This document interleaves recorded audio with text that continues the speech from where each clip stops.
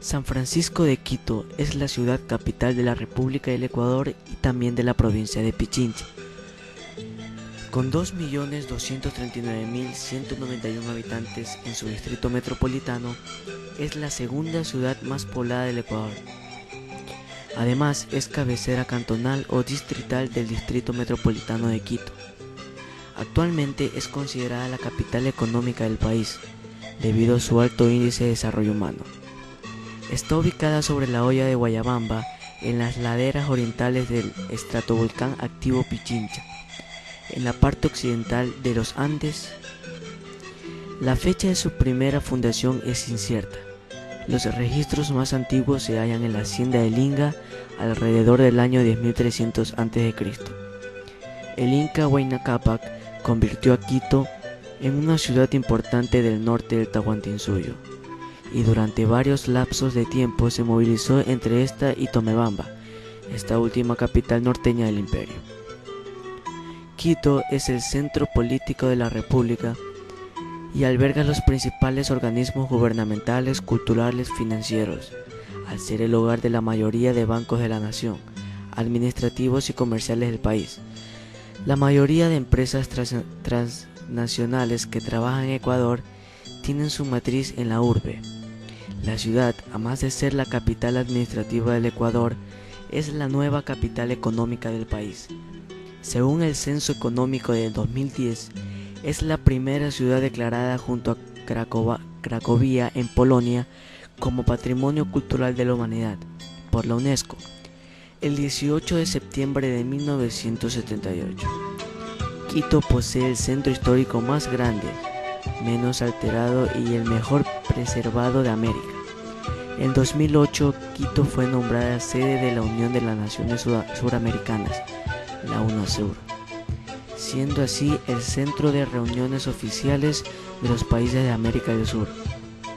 Quito ha sido evaluada dentro del concepto de ciudades mundiales o globales como una ciudad gama, según el estudio de GAWC.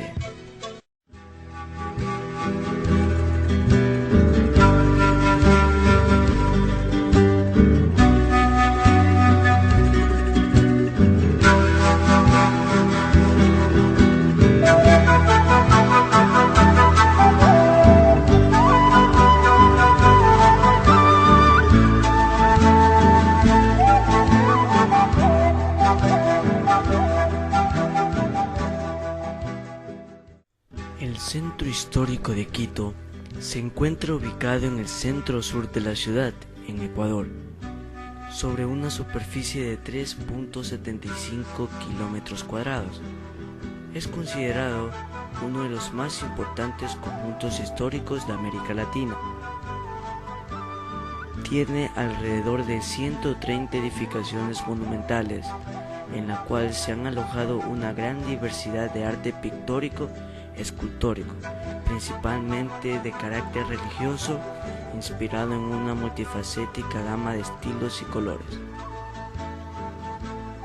Se han registrado 5.000 inmuebles en el inventario municipal de bienes patrimoniales. En 1987 fue sacudido por un terremoto que afectó las edificaciones.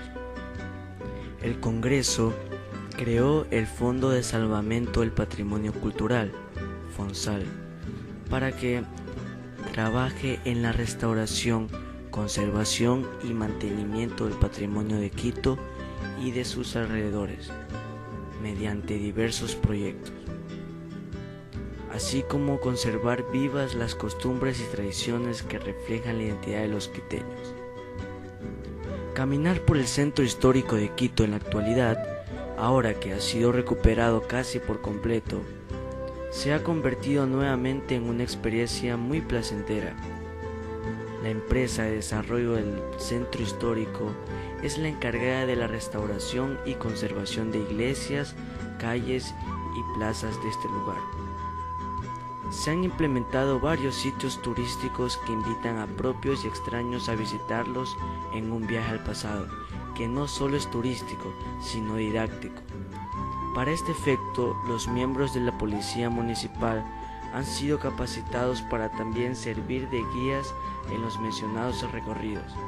Por la noche, cuando las luces se encienden en la ciudad, es posible dar un paseo por el centro histórico en un coche tirado por caballos, al más puro estilo de la época colonial.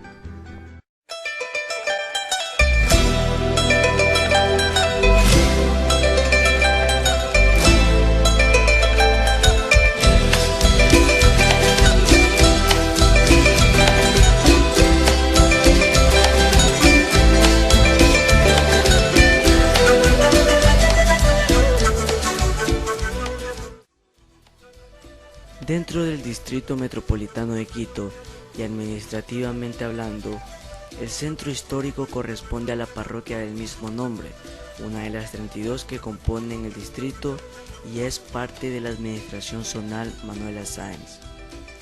Está rodeada por las parroquias de San Juan e Chimbía al norte, La Libertad al oeste, La Magdalena al sur y Chimbacalle e Chimbía al este. Se trata de la tercera división administrativa más pequeña de la urbe y la primera en cuanto a densidad de población se refiere. Aunque es también la más importante de todas, pues refleja la capitalidad del país. Desde el punto de vista político, resume la condición de ser asiento del gobierno central, sede del gobierno local y jurisdicción primada de la Iglesia Católica. Desde el punto de vista simbólico, el Centro Histórico de Quito condensa un sentido de identidad local y nacional. Y finalmente, desde una perspectiva económica, ha devenido en un gran centro de comercio de carácter popular.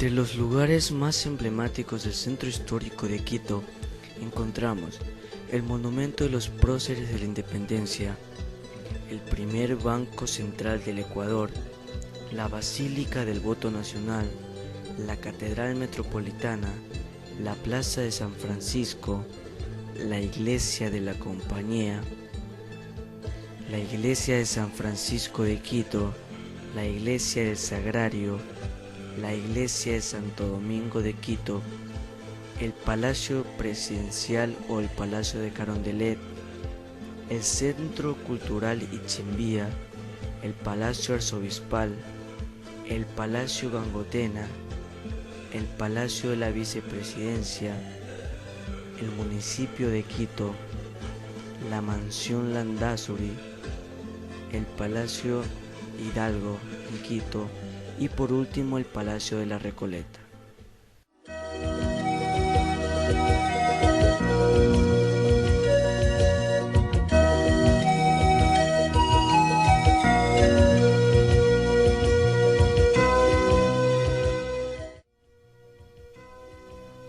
El monumento a la independencia de los próceres del 10 de agosto de 1809 es una escultura ubicada en la ciudad de Quito, que se encuentra emplazada en el centro de la Plaza Grande, como su elemento más importante. Este fue inaugurado en 1906 para conmemorar el llamado primer grito de la independencia hispanoamericana por el entonces presidente general Eloy Alfaro Delgado. Constituye uno de los íconos más importantes del centro histórico de Quito y del país, además de un importante sitio de concentración política por encontrarse frente al Palacio de Carondelet, sede del gobierno presidencial. En 1898, y por iniciativa del presidente liberal general Eloy Alfaro Delgado, se retoma el proyecto de un monumento conmemorativo a los próceres de la independencia. Se decide que los gastos del mismo correrán a cargo del pueblo ecuatoriano y se crea un fondo especial del 1% sobre las rentas de todas las municipalidades durante un quinquenio. El 10 de agosto del mismo año se colocaría la primera piedra de la base sobre la que más tarde se erigiría la escultura. Tras 5 años y ya habiéndose acumulado un fondo importante, el llamado Comité del 10 de agosto, que se había formado para encargarse de concretar la construcción del monumento, resolvió buscar en Europa a los artistas más idóneos para darle forma, pues se consideraba que para entonces en Ecuador no se podía realizar una obra escultórica de esa magnitud. Así, por medio del cónsul de Ecuador en París, se contactó a los mejores estatuarios.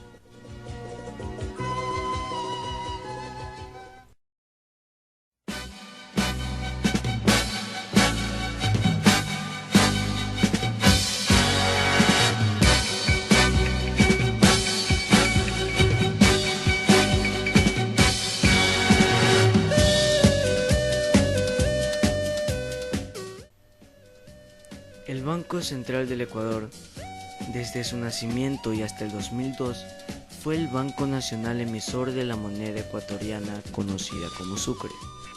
Tras el proceso de adopción del dólar estadounidense como divisa de cambio, sus funciones disminuyeron dramáticamente, aunque se mantiene como el ente regulador de las políticas monetarias del país. El Banco Central del Ecuador pasó por muchas reformas, como la depresión de 1929, la Segunda Guerra Mundial, el recrudecimiento de la deuda externa y las funciones del Banco Central en la dolarización oficial de la economía.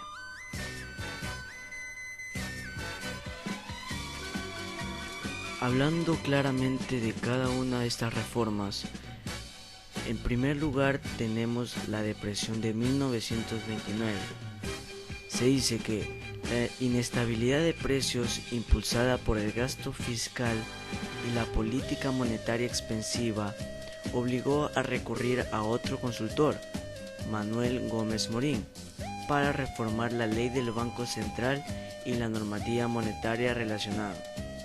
En la visión de este experto mexicano, la autoridad monetaria debía canalizar el crédito hacia los sectores de la economía considerados críticos en el proceso de desarrollo.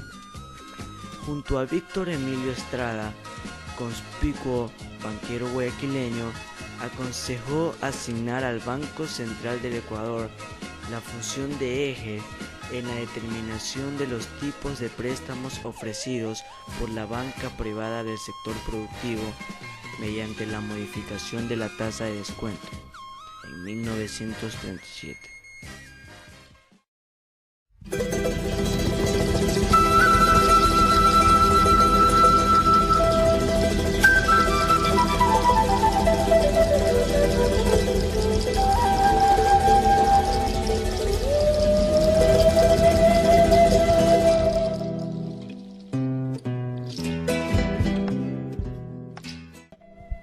Esta monumental basílica es la obra más importante de la arquitectura neogótica ecuatoriana y una de las más representativas del continente americano, siendo a su vez la más grande en tierras del Nuevo Mundo. Se ubica en el sector céntrico de la ciudad de Quito, en las calles Carchi y Venezuela, junto al convento de los Padres Oblatos. Este templo religioso fue edificado para rememorar la consagración del Estado ecuatoriano al Sagrado Corazón de Jesús, celebrada durante la presidencia de Gabriel García Moreno en 1873. Tiene 115 metros de altura y está conformada por 24 capillas internas que representan a las provincias del Ecuador. Este santuario fue inaugurado y bendecido por el Papa Juan Pablo II en su visita al Ecuador el 18 de enero de 1985. La basílica, tanto por su estructura como por su estilo, es comparada con dos grandes catedrales del mundo, la Basílica de Saint Patrick en Nueva York y la Catedral de Notre Dame en París. Un detalle que distingue a la obra es la sustitución de las clásicas gárgolas por reptiles y anfibios propios de la fauna ecuatoriana. Además, están dispuestos rosetones pétreos que representan a la flora del Ecuador.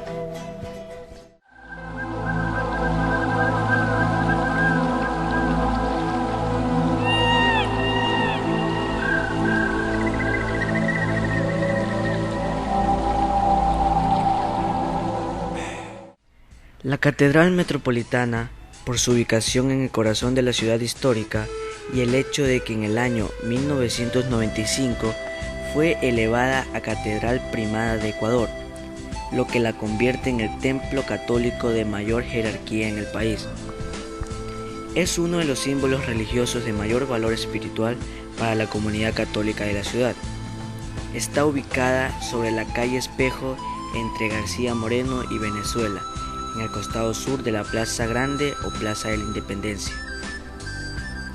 Tras la fundación de la Villa de San Francisco de Quito, el 6 de diciembre de 1534, el presbítero Juan de Rodríguez, nombrado párroco de la Novel Villa, levantó el primer templo provisional. Se trataba de una construcción de adobe, madera y techo de paja, para albergar a los fieles durante la primera década. Con la erección de la parroquia quiteña a obispado en enero de 1545, se nombra obispo a García Díaz Arias, y este llega a Quito el 13 de abril del año siguiente.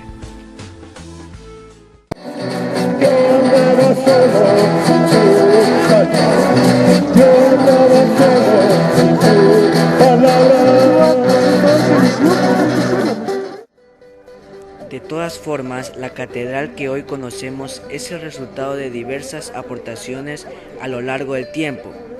Julio Pasos Barrera detalla esta evolución de su trazado. Los cimientos y una parte de los muros son construcciones del siglo. El pleno general muestra 3 naves separadas por pilares y arcos apuntados.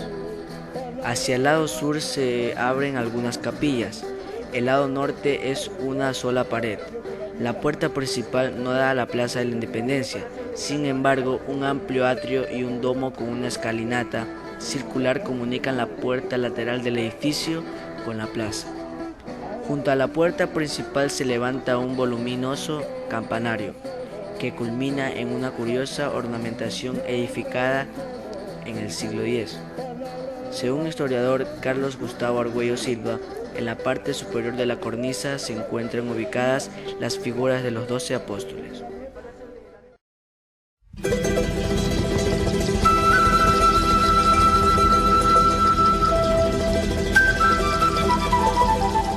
El Palacio de Carondelet es la sede del gobierno y residencia oficial del presidente de la República del Ecuador.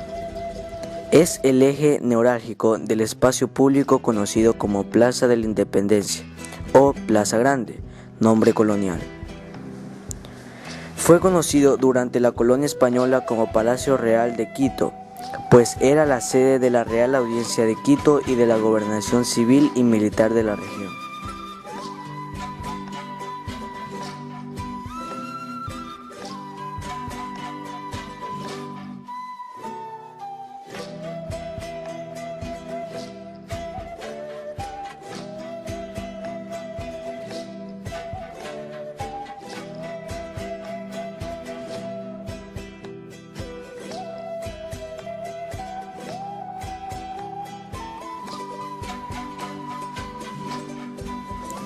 La tradición cuenta que habría sido el libertador Simón Bolívar quien le llamó Palacio de Carondelet, asombrado por el buen gusto que tuvo Francisco Luis Héctor Barón de Carondelet, quien ordenó la construcción de su fachada, cuyo principal elemento, una columnata, se mantiene hasta la actualidad.